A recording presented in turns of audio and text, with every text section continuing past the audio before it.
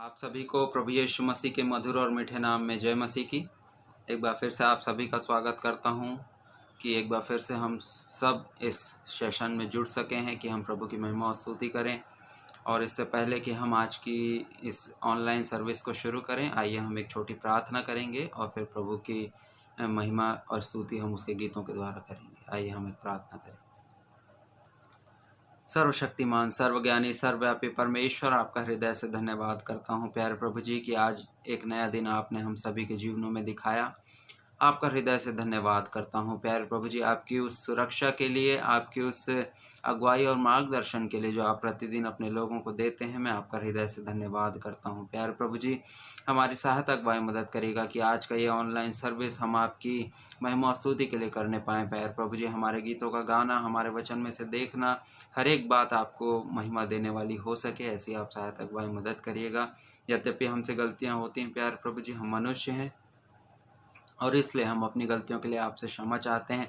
हम अपने पापों, अपराध और अधर्म के लिए आपसे क्षमा चाहते हैं। हम उस हर एक उस गलती के लिए जो जाने अनजाने मनोचन कर्म से हमसे होती है, हम आपसे क्षमा चाहते हैं प्यारे प्रभु जी। हमें धो करके शुद्ध करिएगा अपने प्रिय पुत्र प्रभु यीशु मसीह के लहू के द्वारा से, ताकि एक बार फिर से पवित्रता के साथ हम आपके निकटता में आ सकें, शुद्धता के साथ आपके निकटता में आकर के आपकी महिमा स्तुति करने वाले हो सकें। ऐसी आप सहायता अगुवाई मदद करेगा प्यारे प्रभु जी। मेरी भी सहायता अगुवाई मदद करेगा कि मैं आपकी महिमा स्तुति अपने जीवन से करने पाऊँ। जितने लोग इस आज के इस ऑनलाइन सर्विस को देखते हैं प्यारे प्रभु जी, मैं हर एक को आपके हाथों में सौंप देता हूँ प्यारे प्रभु जी। हम में से हर एक के आप संग और साथ होइएगा, आपका वचन हमसे बोले और बातचीत करे, ऐसी आपसे हम निवेदन और विनती करते हैं प्यारे प्रभु जी। जब हम आपके गीतों को गाएं, हमारी गली की आवाज़ों को खोल दीजिएगा प्यारे प्रभु जी, ताकि हम आपकी महिमा और स्तुति ऊंचे स्वर से करने वाले हो सकें प्यारे प्रभु जी। एक बार फिर से पूरे सर्विस को शुरू से लेकर अंत तक और हर एक को मैं आपके हाथों में सौंपते हुए ये छोटी विनती प्रभु यीशु मसीह के नाम से मांगता हूँ, आमीन आमीन। आइए मेरे प्रियो, ये समय होगा कि हम कुछ देर प्रभु की स्तुति करेंगे, उसकी महिमा करेंगे, उसकी आराधना करेंगे और हम कुछ देर परमेश्वर को स्तुति रूपी बलिदान चढ़ाएंगे और उसी बीच में हम गीतों को भी गाएंगे। तो आइए हम प्रभु को स्तुति रूपी बलिदान चढ़ाएंगे।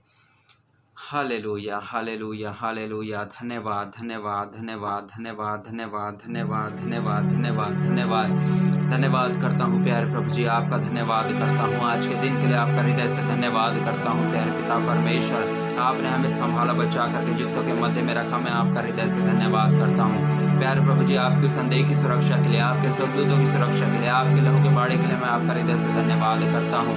हालेलुया प्यारे प्रभु जी। आपका वचन कहता है कि आप प्रतिदिन हमारे संग साथ रहते, आप हमें कभी भी नहीं छोड़ते और न कभी त्यागने वाले परमेश्वर है। मैं आपका हृदय से धन्यवाद करता हूँ प्यारे पिता परमेश्वर।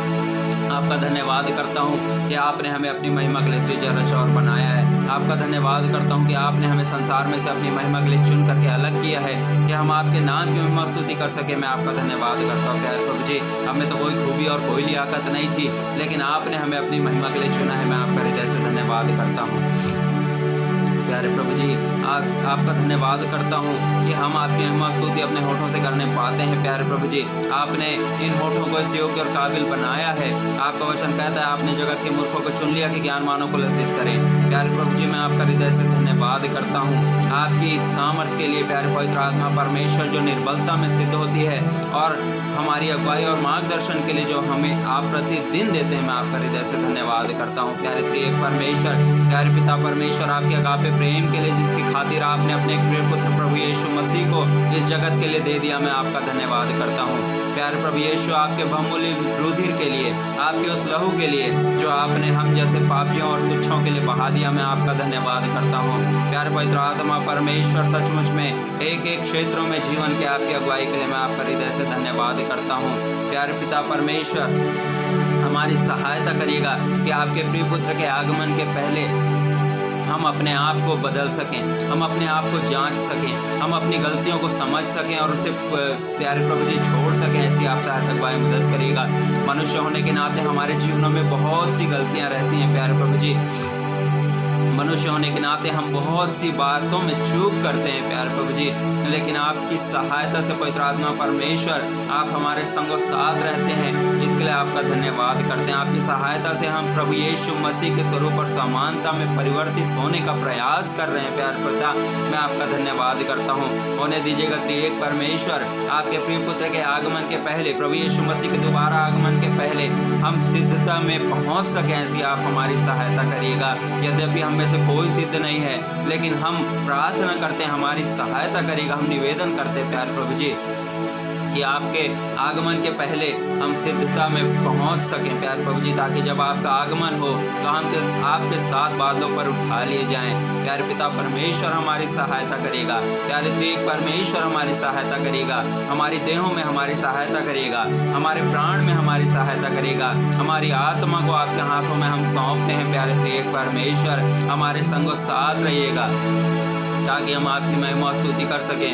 सचमुच में प्यारे प्रभु जी आपका हृदय से धन्यवाद करते हैं, आपकी हर एक उन आशीषों के लिए जो देखी और अनदेखी हमारे जीवनों में आप देते हैं प्यारे प्रभु जी। सचमुच में उसके लिए हम आपके आभारी हैं प्यारे पिता परमेश्वर। हम आपका धन्यवाद करते हैं कि आप जीवन के हर एक क्षेत्रों में हमारे संगो साथ रहते हैं। हमारी खुशियों में, हमारे दुखों में आप हमारे संगो साथ रहते हैं। आपका वचन कहता है कि मैं तुम्हें अपने कांधों पर उठा करके लिए हुए चलने वाला परमेश्वर हूँ, मैं तुम्हें अपने पंखों की आड़ में रखने वाला परमेश्वर हूँ।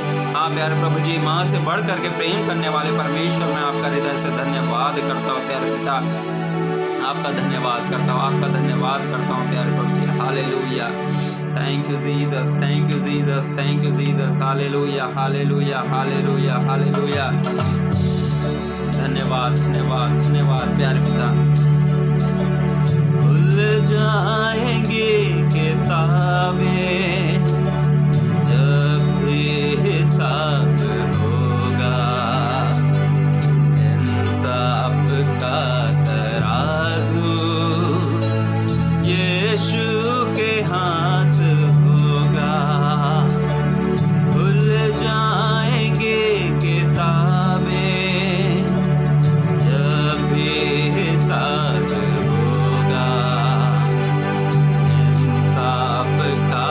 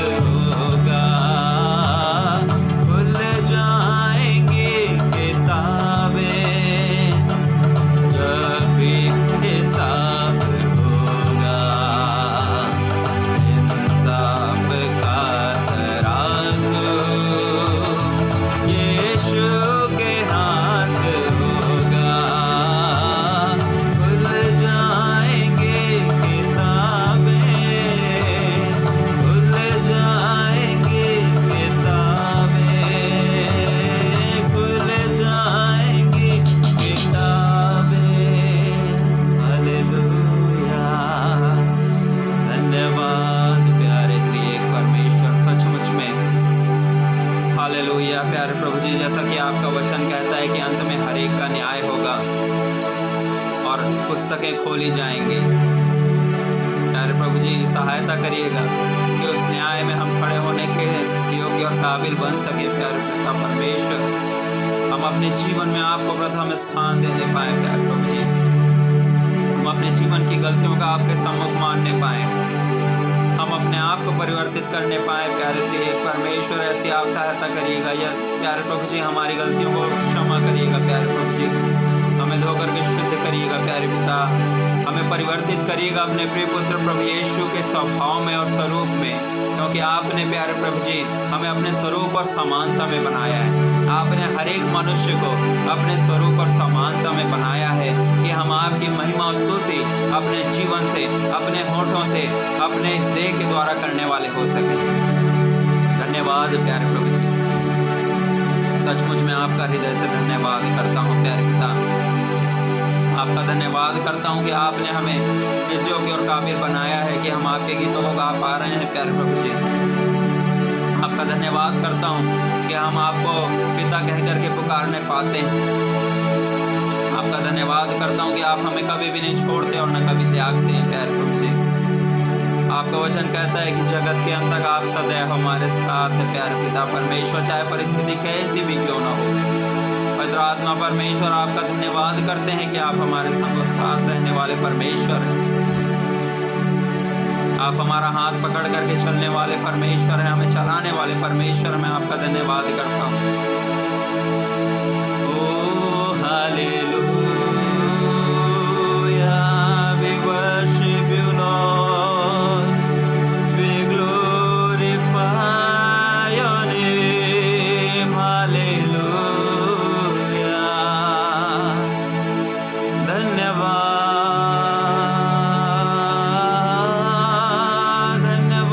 करता हूँ प्यारे पिता परमेश्वर, आपका धन्यवाद आपकी आशीषों के लिए।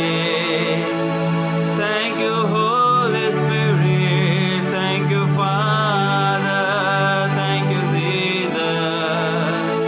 धन्यवाद एक परमेश्वर, आपका धन्यवाद, आपका धन्यवाद। Hallelujah hallelujah. ओ रिबा शाखारी अंतरा लबा शेखेरेले नि अंतरा ला इम्प्रेस नि अंतरा लबा ओ रिबा लिखारा ला शिखारी अंतरा लबा। हालेलुया। रेमा शादरी अंदा खराला ओ रिबा बाबा शांदारी अंदरा ला खा पुरारी अंदरा ला शिखारिया लबा। Hallelujah hallelujah hallelujah. धन्यवाद धन्यवाद धन्यवाद करते हैं प्यारे पिता परमेश्वर, आपका धन्यवाद करते हैं। आपका हर एक बातों के लिए आपका धन्यवाद। हमारे जीवन की हर एक परिस्थितियों के लिए आपका धन्यवाद करते हैं। हमारे जीवन की हर एक बातों के लिए आपका धन्यवाद करते हैं। हमारे जीवन में आपके आशीषों के लिए आपका धन्यवाद करते हैं। हमारे जीवन के लिए, इन सांसों के लिए आपका धन्यवाद करते हैं। आपके प्रेम, आपकी दया, आपकी करुणा, आपकी भलाइयों, आपके आश्चर्य कर्मों के लिए, आपके अनुग्रह के लिए, आपकी दया के लिए मैं आपका हृदय से धन्यवाद करता हूँ। प्यारे प्रभु जी, आपने हमें जीतों के मध्य में रखा, मैं आपका धन्यवाद करता हूँ। आपका धन्यवाद करता हूँ प्यारे पिता परमेश्वर कि इस कठिन परिस्थितियों में भी आप हमारे संग साथ हैं। आपने विशेष करके हमें इस महामारी से बचा करके रखा है। प्यारे प्रभु जी, मैं आपका धन्यवाद करता हूँ। Hallelujah. Thank you Jesus, thank you Holy Spirit, thank you father. धन्यवाद त्रिएक परमेश्वर, धन्यवाद धन्यवाद धन्यवाद। Hallelujah. Thank you Jesus. Hallelujah hallelujah hallelujah. धन्यवाद धन्यवाद धन्यवाद धन्यवाद धन्यवाद करते हैं प्यारे प्रभु जी हर एक बातों के लिए, आपकी करुणा के लिए। प्यारे प्रभु जी, आपका वचन कहता है आप विलंब से कोप करने वाले परमेश्वर है। सचमुच में प्यारे प्रभु जी, हम आपकी उस दया को देखते हैं अपने जीवन में, हम आपकी करुणा को अपने जीवन में देखते हैं, हम आपके अनुग्रह के हाथ को अपने जीवनों के ऊपर देखते हैं। मैं आपका हृदय से धन्यवाद करता हूँ प्यारे प्रभु जी। आपका धन्यवाद करता हूँ प्यारे प्रभु जी, आपके मार्गदर्शन और आपकी अगुवाई के लिए जो पवित्र आत्मा के द्वारा हमें मिलती है प्यारे पिता, जो आपके वचन के द्वारा हमें मिलती है। मैं आपका धन्यवाद करता हूँ आपके इस जीवते वचन के लिए, जिसे आपने अपने बड़े नाम से भी ज़्यादा महत्व दिया है और जो आज हमारे हाथों में है। मैं आपका धन्यवाद करता हूँ। मैं आपका धन्यवाद करता हूँ कि आपके जीवित वचन को हम आज पढ़ने पाते हैं। मैं आपका धन्यवाद करता हूँ कि आपके जीवित वचन से हम सीखने पाते हैं।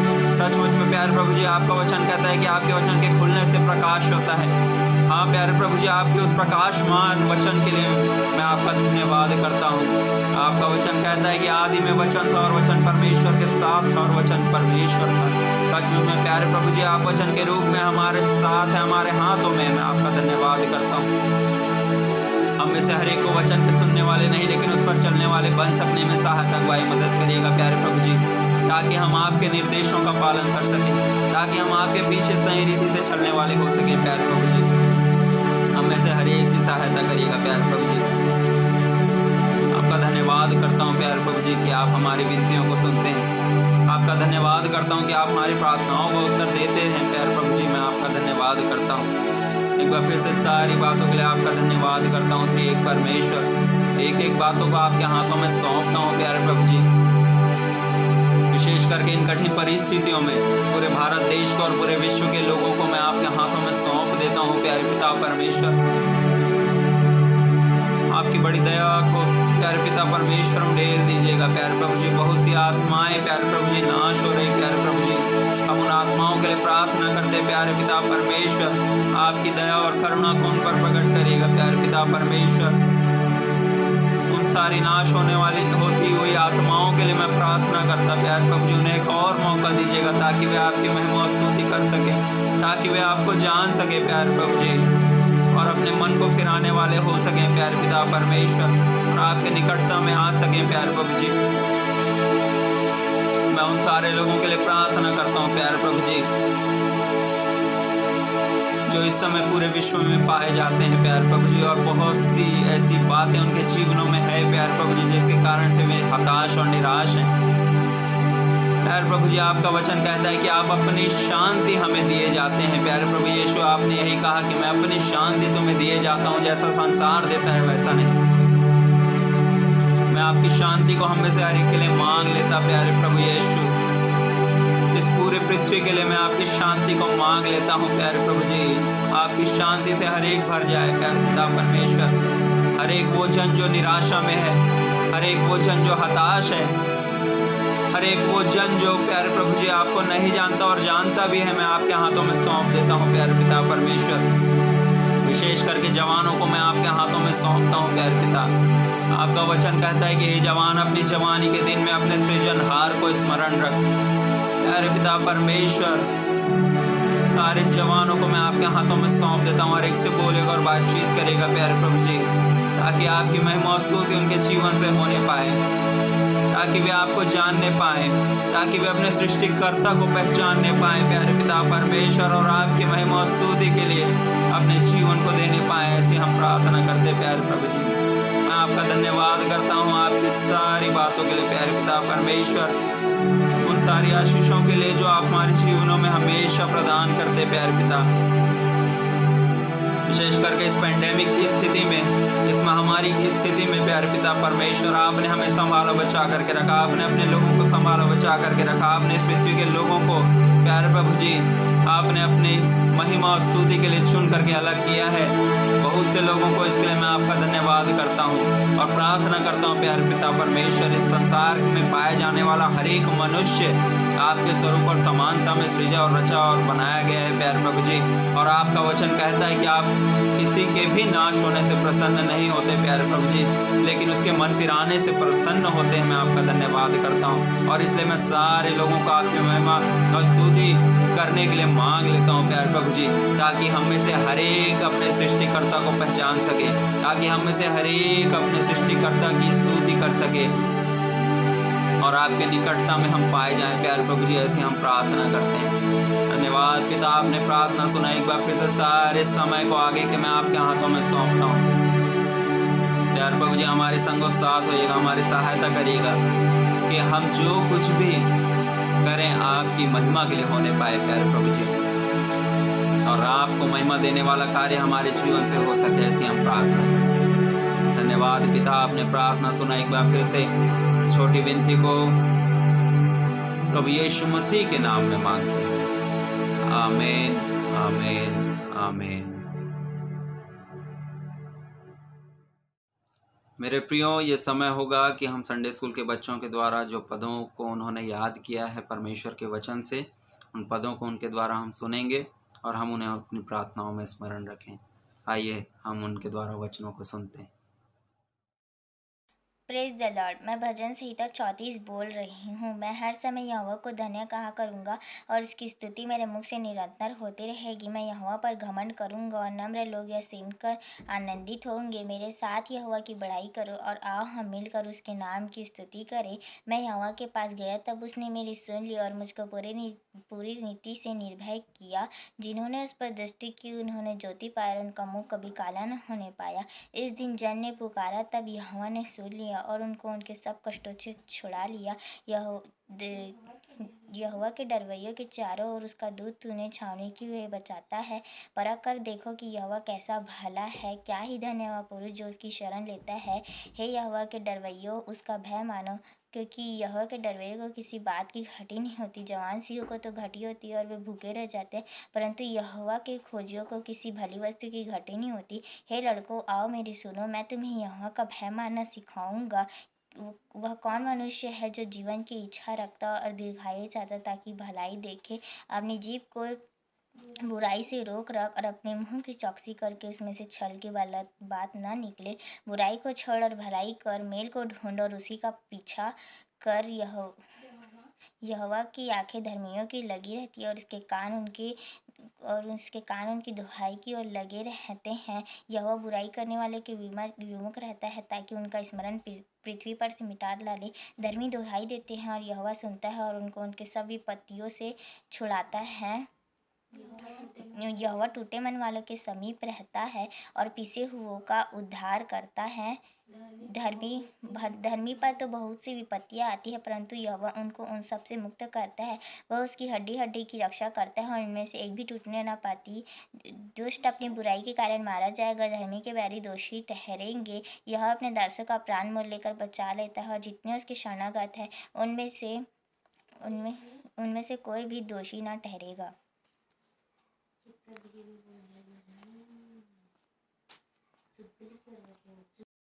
Praise the Lord. मैं निर्गमन 20 उसका 1 से लेकर 17 तक बोल रही हूँ। तब परमेश्वर ने ये सब वचन कहे, मैं तेरा परमेश्वर यहोवा हूँ जो तुझे दासताओं के घर अर्थात मिस्र देश से लाया है। तो मुझे छोड़ दूसरों को ईश्वर करके ना मानना। तू अपने लिए कोई मूर्ति खोद कर ना बनाना, ना किसी की प्रतिमा बनाना जो आकाश में या पृथ्वी पर या पृथ्वी के जल में है। तो उनको दंडवत ना करना और न उनकी उपासना करना, क्योंकि मैं तेरा परमेश्वर यहोवा जलन रखने वाला परमेश्वर हूँ। और जो मुझसे बैर रखते हैं उनके बेटों पोतों परपोतों को भी पितरों का दंड दिया करता हूँ। और जो मेरी आज्ञाओं को मानते हैं उन हजारों पर करुणा किया करता हूँ। तू अपने परमेश्वर का नाम व्यर्थ ना लेना, अर्थात जो कोई यहोवा का नाम व्यर्थ ले वह निर्दोष ठहराएगा, वह निर्दोष न ठहराएगा। तो विश्राम दिन को पवित्र मानने के लिए स्मरण रखना।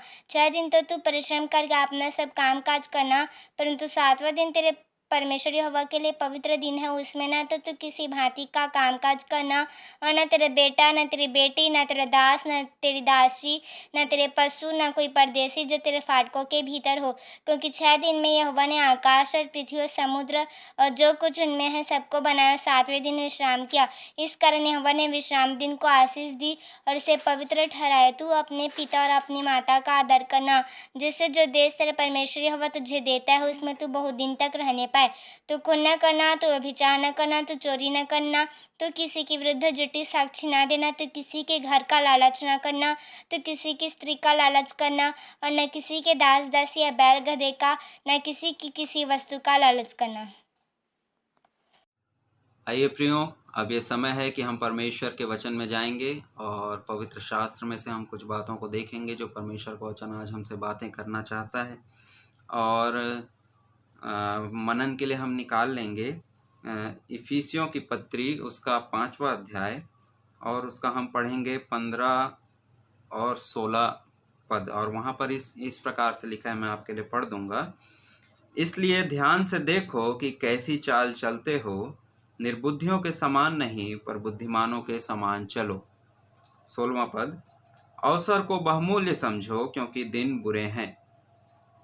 मेरे प्रियो 15वें पद में यदि हम देखें तो वहाँ पर कहता है कि ध्यान से देखो कि कैसी चाल चलते हो, निर्बुद्धियों के समान नहीं परंतु बुद्धिमानों के समान चलो। यहाँ पर चाल की बात हो रही है। यदि इसका साधारण अर्थ हम देखें तो ये हमारे को इस बात की ओर इशारा करता है कि दो प्रकार के लोग हैं और दो प्रकार की चाल वे चलते हैं। एक वे हैं जो निर्बुद्धि हैं, जो निर्बुद्धियों की नई चाल चलते हैं, और एक हैं बुद्धिमान जो बुद्धिमानी से चाल चलते हैं। चाल से मतलब है कि हमारा चाल चलन, हमारी बातचीत, हमारा व्यवहार, हमारा उठना बैठना, एक एक बातें हमारे चाल चलन को दर्शाती हैं, प्रदर्शित करती हैं, और उसी विषय में यहाँ बाइबल कहती है। लेकिन उससे थोड़ा ऊपर हम यदि जाएं और 14वें पद को यदि हम पढ़ें तो वहाँ पर इस प्रकार से लिखती है बाइबल, इस कारण वह कहता है, हे सोने वाले जाग और मुर्दों में से जी उठ, तो मसीह की ज्योति तुझ पर चमकेगी। मेरे प्रियो, यहाँ पर यदि इसका हम साधारण अर्थ देखें तो यहाँ मुर्दों को जीवन देने की बात परमेश्वर कर रहा है। और कैसे? जब हम जाग जाएंगे। यदि हम यहाँ बाइबल कह रही है कि हे सोने वाले जाग और मुर्दों में से जी उठ, तो मसीह की ज्योति तुझ पर चमकेगी। और जैसे ही मसीह की ज्योति हम पर चमकेगी, हम जो है बुद्धिमानी और बुद्धिमानियों की नई चाल चलना भी हम सीखेंगे। मेरे प्रियो, हम यहाँ अगर हम 13वें पद को पढ़ें और ऊपर चलें यदि, तो वहाँ कहता है, पर जितने कामों पर उलाहना दिया जाता है वे सब ज्योति से प्रकट होते हैं, क्योंकि जो सब कुछ को प्रकट करता है वह ज्योति है। और हम अच्छी रीति से जानते हैं कि परमेश्वर का वचन हमें कहता है, प्रभु यीशु मसीह कहता है कि मैं जगत की ज्योति हूँ। और प्रभु यीशु मसीह ने कहा कि जो कोई पिता के पास जाना चाहता है वो मेरे जरिए ही जा सकता है। और प्रभु यीशु मसीह कहता है, जिसने मुझको देखा उसने पिता को देखा है। और यहाँ उसी ज्योति की बात हम इफिसियों की पत्रियों में यहाँ देख रहे हैं कि जब वो ज्योति जो प्रभु यीशु मसीह है उसे हम जान जाएंगे तो हम मुर्दों में से जी उठेंगे और उसका प्रकाश हमारे जीवनों पर चमकेगा। और उसके बाद हम निर्बुद्धियों की नाई नहीं लेकिन हम बुद्धिमानों की नाई चाल चल पाएंगे। और 16वें पद में हमने पढ़ा कि अवसर को बहुमूल्य समझो क्योंकि दिन बुरे हैं। मेरे प्रियो, दिन बुरे का मतलब बहुत से अर्थों में हम देख सकते हैं कि किन किन कारणों से दिन बुरे हैं। और यदि हम इसका साधारण अर्थ देखें तो आज के डेट में बहुत सी ऐसी बुराइयां हैं पृथ्वी के ऊपर जो कुछ वर्षों पहले नहीं थी या थी, लेकिन इतने ज़्यादा तादाद में उन बुराइयों को हम होते हुए नहीं देखते थे जो कि आज हम देख रहे हैं। उनमें बहुत सारी बातें हैं मेरे प्रियो, और उन बातों को हम इस प्रकार से समझें कि यदि हम एक साधारण से तौर पे देखें कि इस पृथ्वी के अंदर जो हलचल अभी हो रही है, ये पहले नहीं थी इतनी हलचल इस पृथ्वी के अंदर जितनी की अब हो रही है। और हम सब तो जानते हैं कि ये जो साल है 2020, यदि हम एक साधारण मनुष्य से पूछें जो प्रभु को नहीं जानता तो वो कहेगा कि ये साल जो 2020 का साल है ये क्या है? विपत्तियों से भरा हुआ वर्ष है, परेशानियों से भरा हुआ वर्ष है, मुसीबतों से भरा हुआ वर्ष है, कठिनाइयों से भरा हुआ वर्ष है। और उसके लिए ये ज़रूर ऐसा ही प्रतीत होगा जो प्रभु को नहीं जानता। क्यों ऐसा प्रतीत होता है? क्योंकि यहाँ हमने वचन पढ़ा कि हे सोने वाले जाग और मुर्दों में से जी उठ, तो मसीह की ज्योति तुझ पर चमकेगी। मेरे प्रियो, इस वचन का साधारण अर्थ यही है कि जब तक हम प्रभु को नहीं जानेंगे हम अपनी गलतियों को नहीं पहचान सकते। जब तक हम प्रभु को नहीं जानेंगे हम निर्बुद्धियों की नाई ही चलते रहेंगे। जब तक हम प्रभु को नहीं जानेंगे, हम इस बात से अनजान रहेंगे कि हम कैसे उस परमेश्वर तक पहुंच सकते हैं जिसने हमें अपने स्वरूप और समानता में बनाया है, क्योंकि मसीह यीशु ही है जो पिता परमेश्वर तक हमें पहुंचाएगा। वो एक मीडिएटर है मेरे प्रियो, वो एक ब्रिज की तरह है जो हमें इस कोने से उस कोने, यानी कि हमें इस जीवन से अनंत जीवन तक ले जाने में हमारी सहायता करेगा। बिना प्रभु यीशु मसीह के हम अपने जीवन में कुछ भी नहीं कर सकते मेरे प्रियो। और हमने बीते दिनों में इस बात को देखा था कि क्यों हमें प्रभु यीशु मसीह की आवश्यकता अपने जीवन में है। यहाँ पर हमने पढ़ा कि कैसी चाल चलते हो। आज कई बार हमारे जीवनों में भी होता है, जब हम प्रभु के निकटता में आते हैं, उसकी उपस्थिति में आते हैं, फिर भी जो हमारा चाल चलन रहता है वो कई बार हमारे पुराने जीवन के में जैसा हमारा चाल चलन था उसी अनुसार से वो चाल चलन हमारा नए जीवन में आने के बाद भी, यानी कि प्रभु यीशु को ग्रहण करने के बाद भी, नया जन्म पाने के बाद भी जो चाल चलन होता है हमारा, वो उसी प्रकार का होता है मेरे प्रियो, जिसे हमें समय में परिवर्तित करने की आवश्यकता है अपने चाल चलन को। क्यों? क्योंकि दिन बुरे हैं, अवसर को बहुमूल्य समझो, 16वां पद यही कहता है उसके आगे। मेरे प्रियो, हम नहीं जानते कि प्रभु यीशु मसीह का आना कब होगा, लेकिन हम इतना जानते हैं कि वो आएगा ज़रूर, क्योंकि उसने हमसे वायदा किया है और उसने कहा है कि मैं फिर से आऊँगा तुम्हें लेने के लिए, ताकि जहाँ मैं रहूँ वहाँ तुम भी रहो।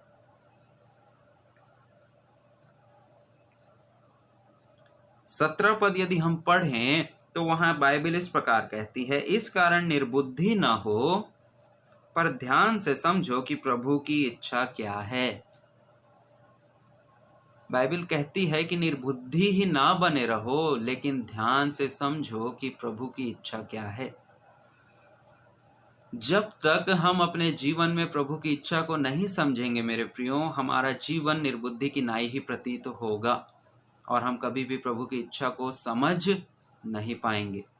जब तक हम प्रभु की इच्छा को नहीं समझेंगे, हम इस बात से अनजान रहेंगे कि प्रभु क्या चाहता है हमारे जीवन के द्वारा।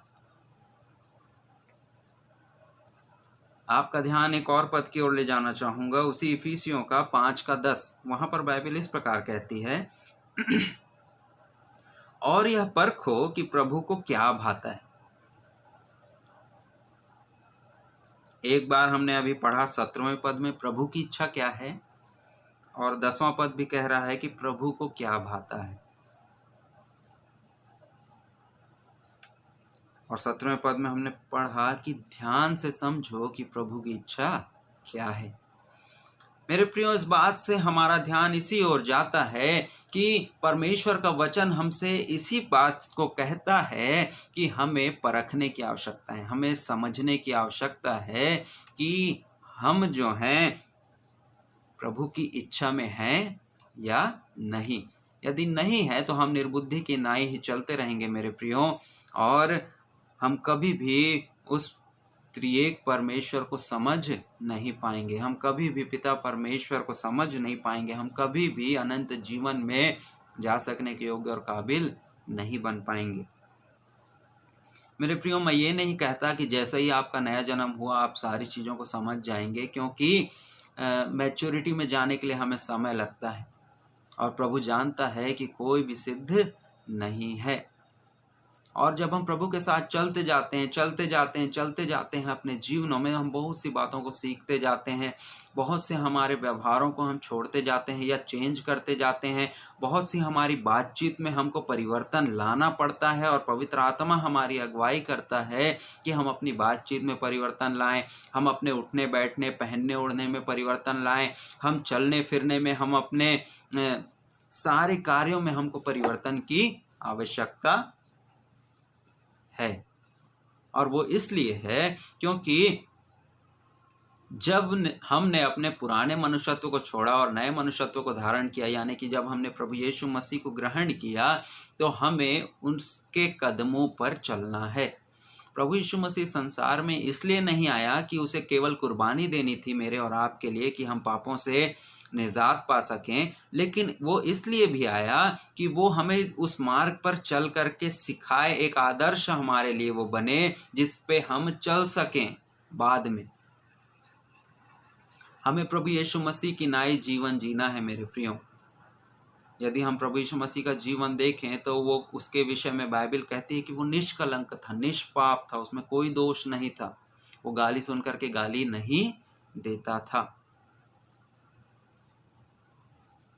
मेरे प्रियो, आज यदि हम मनुष्य जीवन में देखें, मानव जीवन में देखें, तो कई बार हमें क्रोध आता है, कई बार हमारे विचारों में हमें गुस्सा आता है, कई बार हम गलतियां करते हैं, चाहे जाने में चाहे अनजाने में। कई बार हम अपनी आँखों से ना चाहते हुए भी कुछ पाप करते हैं। कई बार हम जो है जानबूझकर भी पाप करते हैं, और ये परमेश्वर अच्छी रीति से जानता है। इसलिए हम अभी अनुग्रह के युग में हैं कि अनुग्रह के कारण से हम जो भी पाप करते हैं, हमें उसका प्रायश्चित करने के लिए प्यारे पिता परमेश्वर के पुत्र का लहू काम आता है मेरे प्रियो, और वो हमारे सारे पापों को धो देता है। लेकिन वो यही चाहता है कि हम जो हैं शुद्धता में रहें। एक माता पिता कभी भी नहीं चाहेंगे कि उनका जो औलाद है, उनका जो बालक है या बच्ची है, वो गंदी रहे। वे उसे साफ सुथरा देखना चाहते हैं। और बचपन में हम सभी जानते हैं कि बच्चों की देखभाल हमें ज़्यादा अच्छी रीति से करनी पड़ती है, क्योंकि वे गलत और सही में भेदभाव नहीं कर पाते। और इसीलिए यहाँ पर बाइबल भी हमें इस प्रकार कहती है कि 15 पद, इसलिए ध्यान से देखो कि कैसी चाल चलते हो, निर्बुद्धियों के समान नहीं परंतु बुद्धिमानों के समान चलो। मेरे प्रियो, जब हम प्रभु यीशु मसीह को उद्धारकर्ता के रूप में ग्रहण करते हैं तो हम एक नया जन्म पाते हैं, एक नए जीवन को पाते हैं। हमारा पुराना जीवन जो पापमय जीवन था, वो परिवर्तित हो करके अब प्रभु यीशु मसीह के लहू से धुल करके अब एक नया जीवन हम शुरुआत करते हैं। और इस नए जीवन में हम एक बालक की नाई होते हैं मेरे प्रियो। हमारा जीवन एक बालक की नाई होता है, और इसीलिए हमें समझना है, हमें एक एक बातों को ध्यान से देख करके आगे बढ़ना है मेरे प्रियो। यदि हम ध्यान से देख करके आगे नहीं बढ़ेंगे, प्रभु की इच्छा को अपने जीवन में महत्व नहीं देंगे, प्रभु की इच्छा को हम नहीं समझेंगे, उसे क्या भाता है, यदि हम इस बात के विषय में चिंतित नहीं रहेंगे, तो हम कभी भी प्रभु के मार्ग पर चल सकने के योग्य और काबिल अपने आप को नहीं बना पाएंगे मेरे प्रियो। और यदि हम नहीं बना पाए तो जब प्रभु यीशु का दोबारा आगमन होगा तो कोई गारंटी नहीं है कि हम उसके साथ बादलों पर उठा लिए जाएंगे। केवल प्रभु यीशु को ग्रहण कर लेने के द्वारा हम बादलों पर नहीं उठाए जाने वाले हैं मेरे प्रियो। इस बात को हम ध्यान रखें, इस बात को हम समझें। आज बहुत से हम में ऐसे लोग हैं जो प्रभु को ग्रहण करते हैं, प्रभु के पीछे चलते हैं, वे उनको केवल यही बताया जाता है कि तुम अनंत जीवन पाओगे। लेकिन अनंत जीवन के लिए प्रभु ने अपने आप को हमारे लिए बलिदान किया है, इस बात को हम याद रखें। अनंत जीवन कोई ऐसी वस्तु नहीं जिसे हम यूं ही पा सकते हैं। हाँ, उद्धार हम यूं ही पा सकते हैं, क्योंकि उसके लिए प्रभु ने हमारे ऑलरेडी अपने आप को कुर्बान कर दिया है उस क्रूस के ऊपर। इसलिए हम उद्धार यूं ही पा सकते हैं, केवल हमें मुंह से अंगीकार करने की आवश्यकता है। लेकिन अनंत जीवन के लिए हमें प्रयास करना होगा मेरे प्रियो। यदि हम प्रभु यीशु मसीह के जीवन के लिए देखें, उसके जीवन में देखें, तो बाइबल कहती है कि उसने दुख उठा करके आज्ञा मानना सीखा। परमेश्वर होते हुए भी प्रभु यीशु मसीह ने दुख उठा करके आज्ञा मानना सीखा, इसलिए क्योंकि वो देह में था। हम भी देह में हैं मेरे प्रियो, और प्रभु यीशु मसीह और पिता परमेश्वर भी इस बात को जानता है कि जो मनुष्य है वो कमजोर है। मनुष्य जो है वो गलतियां करता है, मनुष्य जो है गुनाह और अपराध करता है। और उन्हीं बातों से बचाने के लिए, उन्हीं बातों को समझाने के लिए हमारे जीवनों में हमें प्रभु यीशु मसीह की इच्छा और उसकी योजना और उसके उद्देश्य को जानने की आवश्यकता है, ताकि हमारी देह, प्राण और आत्मा प्रभु की इच्छा के अनुरूप ढल सके, ताकि हम अपने त्रिएक परमेश्वर की इच्छा में अपने इस त्रिएक देह में हम चल सकें, क्योंकि बिना प्रभु की सहायता के हम कुछ भी नहीं कर सकते मेरे प्रियो। इसलिए परमेश्वर का वचन कहता है पहला कुरिन्थियों में कि यदि मैं स्वर्गदूतों और मनुष्यों की बोलियां बोलूं और प्रेम न रखूं तो मैं कुछ भी नहीं। प्रेम कहाँ से आएगा मेरे प्रियो? मनुष्य का प्रेम, संसार का प्रेम अलग होता है मेरे प्रियो, और अगापे प्रेम, अनकंडीशनल लव अलग होता है, जो कि केवल हमें पिता परमेश्वर अपने पुत्र के द्वारा दे सकता है, जो कि प्रभु यीशु मसीह। परमेश्वर का वचन हमें इस बात को कहता है कि परमेश्वर ने जगत से ऐसा प्रेम किया कि उसने अपने इकलौता एक पुत्र दे दिया। मेरे प्रियो, उसने तो अपना इकलौता पुत्र दे दिया, लेकिन अब हमारी बारी है कि हम उस पुत्र को जब ग्रहण कर लेते हैं तो उस पुत्र की इच्छा में हम जीवन बिताएं। यहाँ पर हमने पढ़ा मेरे प्रियो, अवसर को बहुमूल्य समझो। अभी हमारे पास अवसर है मेरे प्रियो, इस 2020 में हमारे पास अवसर है। 2020 जुलाई में हमारे पास अवसर है कि हम बहुमूल्य समझें और उसके अनुरूप से हम अपने जीवन में चलने का प्रयास करें।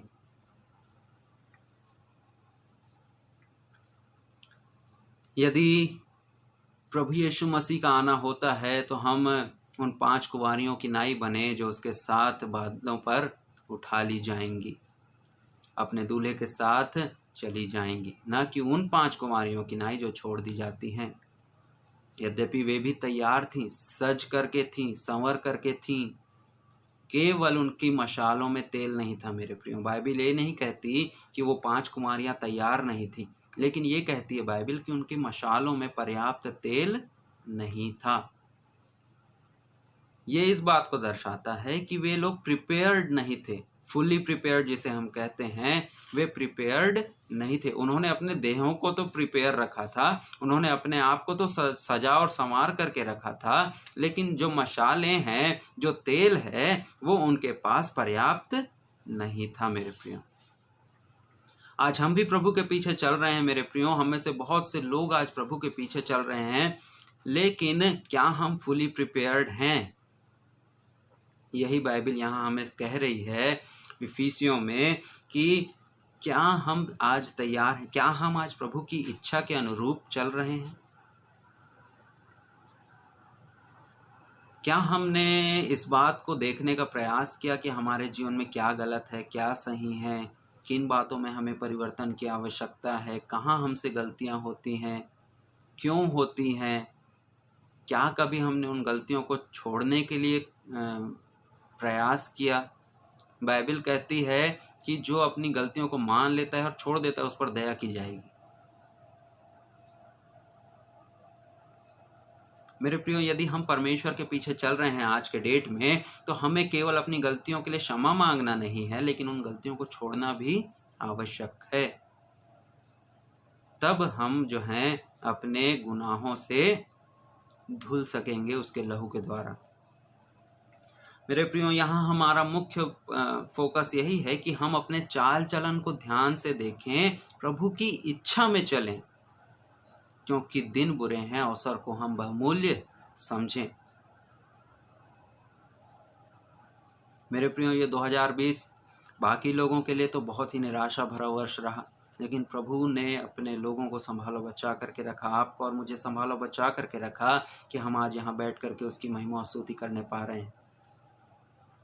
प्रभु का धन्यवाद करते हैं मेरे प्रियो। आज इस महामारी से दुनिया के कई देश प्रभावित हैं। हमको इस बात से यही समझ आता है कि मनुष्य कितनी भी तरक्की क्यों ना कर ले, कितना भी ऊंचा क्यों ना उड़ ले, लेकिन कई बार ऐसी बातें आती हैं जो उसके कंट्रोल के बाहर होती हैं मेरे प्रियो।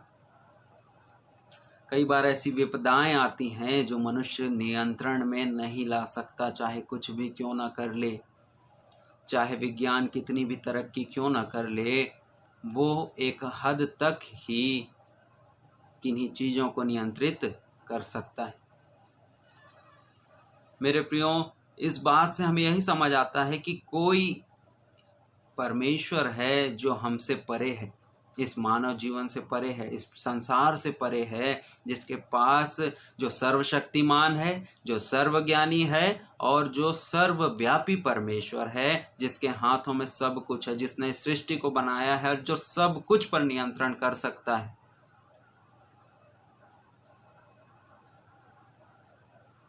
यद्यपि हमारे जीवन में बहुत से सवाल आते होंगे कि यदि परमेश्वर सब नियंत्रित कर सकता है तो फिर ये ऐसी समस्याएं क्यों आती। मेरे प्रियो, गलती का खामियाजा तो हमें भुगतना ही पड़ेगा।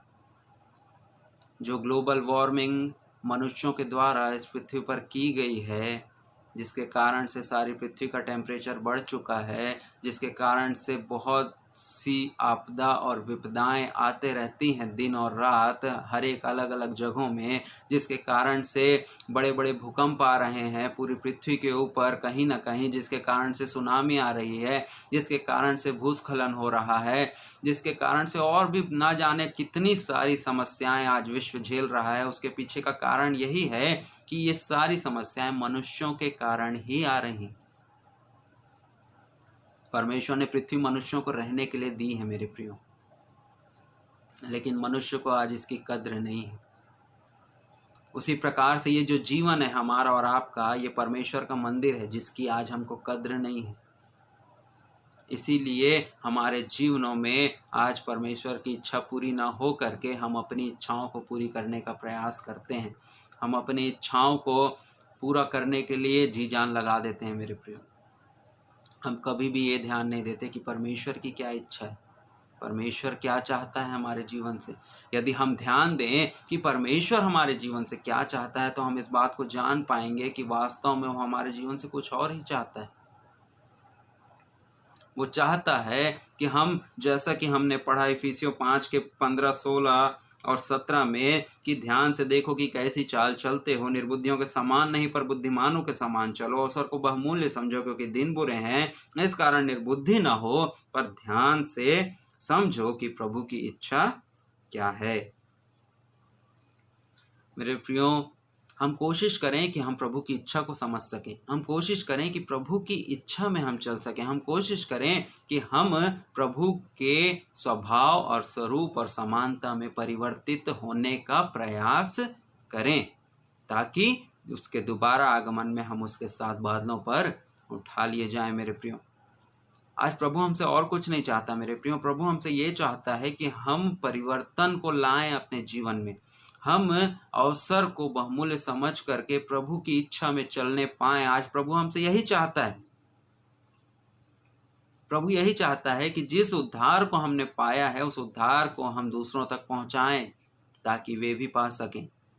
उस सुसमाचार को हम दूसरों तक पहुंचाएं ताकि वे भी सुसमाचार को जान सकें, समझ सकें और उस प्रभु को अपने जीवन में ग्रहण कर सकें।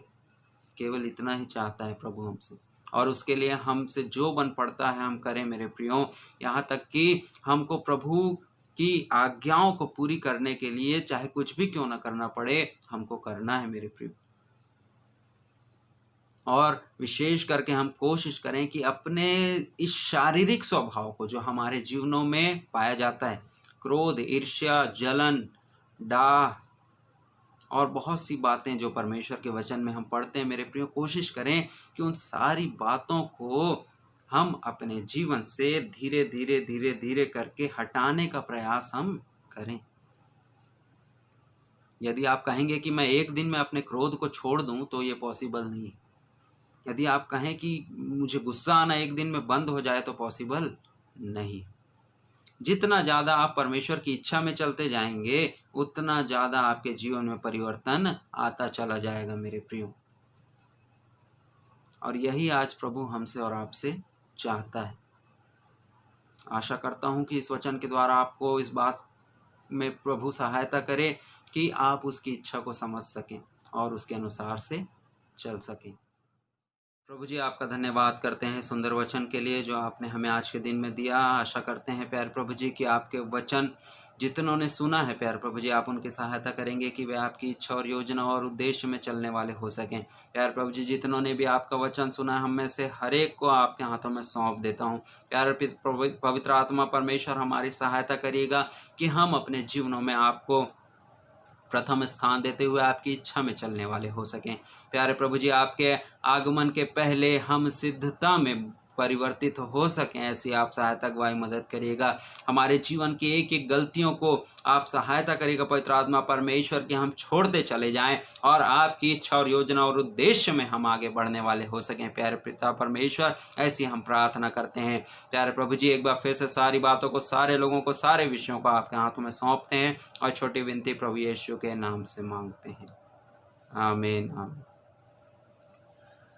अब हमारे पिता परमेश्वर का प्रेम, प्रभु यीशु मसीह का अनुग्रह और पवित्र आत्मा की सहभागिता हम में से हर एक के साथ, जिन्होंने आज का वचन सुना है, प्रभु यीशु मसीह के दोबारा आगमन तक पूरा पूरा बना रहे। आमीन आमीन आमीन। प्रभु आप सबको आशीष दे। आप सभी को जय मसीह।